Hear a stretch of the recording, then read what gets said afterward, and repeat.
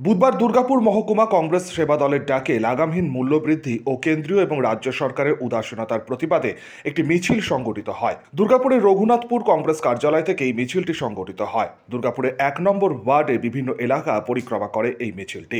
মিছিলে নেতৃত্ব দেন প্রাক্তন জেলা কংগ্রেস সভাপতি তথা প্রদেশ কংগ্রেস নেতা তরুণ রায়।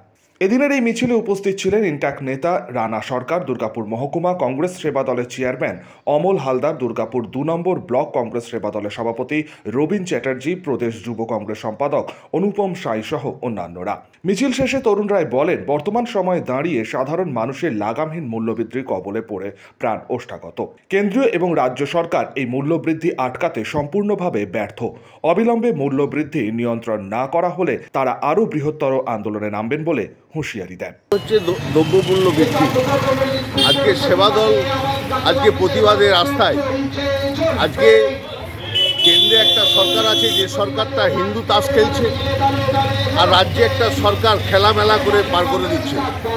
সেই সরকারদের হেলমেল দেয় সাধারণ মানুষ, দ্রব্যমূল্য খাবার জিনিস, সেই জিনিস আগুন ছোঁয়া। সেই জায়গায় দাঁড়িয়ে কংগ্রেস আজকে রাজপথে, কংগ্রেসকে আরও দুর্বার আন্দোলনে নামতে হবে। এই কারণেই যে কোনো সরকার তাদের কোনোভাবে হেলদোল নেই বাংলার মানুষ, ভারতবর্ষের মানুষের শুধু খাবারটুকু হাতে তুলে দেওয়ার জন্য। সেই জন্য ধিক্কার জানাই কেন্দ্রীয় সরকার এবং রাজ্য সরকারকে। আমরা সেবা দলের পক্ষ থেকে, কংগ্রেসের পক্ষ থেকে আমরা আগামী দিনে যদি দ্রব্যমূল্য এই বৃদ্ধি রোধ না হয়, তাহলে আমরা কিন্তু দুর্বার আন্দোলন সংগঠিত করতে বাধ্য হব। Bureau report, 99 news Bangla.